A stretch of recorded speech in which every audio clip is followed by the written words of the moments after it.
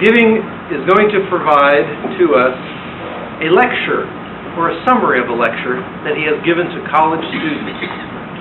The objective of the speech is to familiarize us with the basic heart anatomy. And I don't know whether that's the real heart or the heart, but we'll have to find out. Working from the Competent Communicator Manual, project number 8, working with visual aids. Tonight, please welcome Andy Yanatsis. Thank you, Headmaster. Get clarity.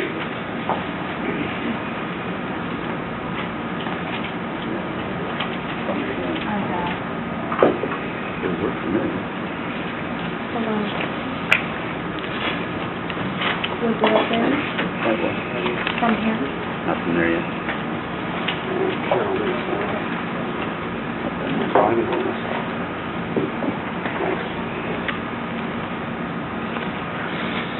We have to hit.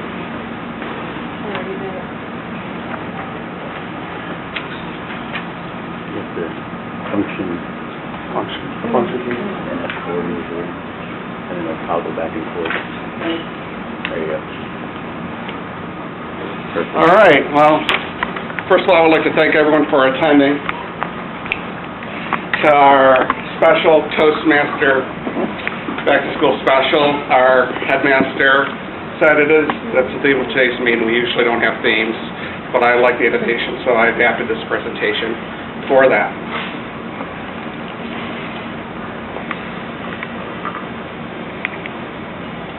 Okay, the objective of this lecture is to understand basic heart anatomy, describe cardiac circulation in 13 steps, and name the 3 major coronary arteries. And that's Mr. Ham from Fast Times at Richmond High. For that, Robbie Dangerfield. The heart, just some basic trivia, in case you're in a bar or something. The heart beats about 70 times per minute. Pumps around 4 to 6 liters of blood is your supply. That's the whole blood and plasma. It uses more oxygen than any organ except for the brain. And dimensions is about the size of a fist, about 5 inches by 3.5, and weighs about the size of a uncooked steak, 7 to 14 ounces. I usually go by metric, but most people are used to English measurements, so there you go. We're going to keep on referring to this diagram. This diagram I got from the National Institute of Health website. I don't like Wikipedia because it's too accessible. These are the areas we're going to cover. Notice that, Notice that this is the right and this is the left. Does anyone have a clue why that is? Because the artery doesn't have a left artery for the blood flow?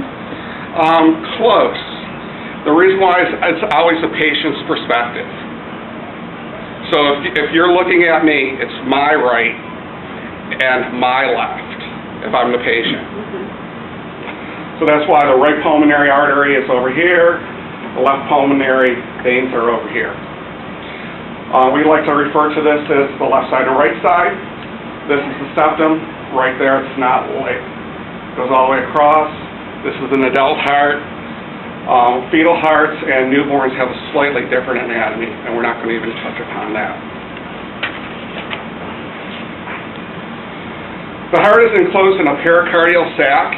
It's a fibrous piece of tissue. Underneath the pericardial sac, there's a thin layer of monolayer of liquid, kind of acts like an oil. If that thin layer of liquid fills up with too much liquid or gas, you're bamboozled. And see a doctor immediately because it's a bamboozled, life-threatening condition. The heart muscle itself, or the heart itself, is made of 3 layers: the epicardium, the myocardium, which is the actual muscle, and the endocardium, which consists of the valves and other internal structures. And there's the septum.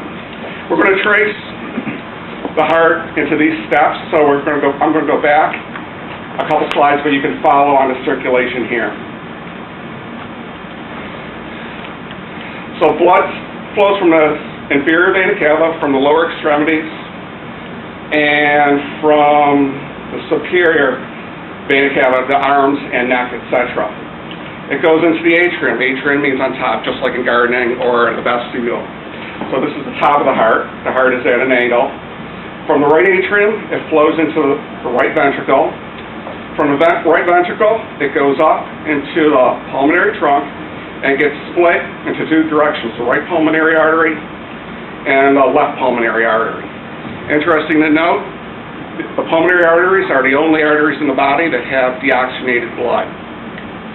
On your handout over here, if you're following along, you'll notice that I have it in blue and red.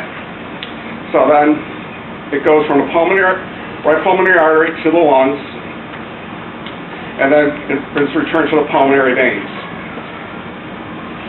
You only have two pulmonary veins entering. From the left pulmonary vein, it goes into the left atrium, to the left ventricle, and out the aorta. There's three major blood vessels on the apex of the aorta here. This one later branches off to supply the left side, left neck, and left arm. This one goes off to supply the left neck and the left arm.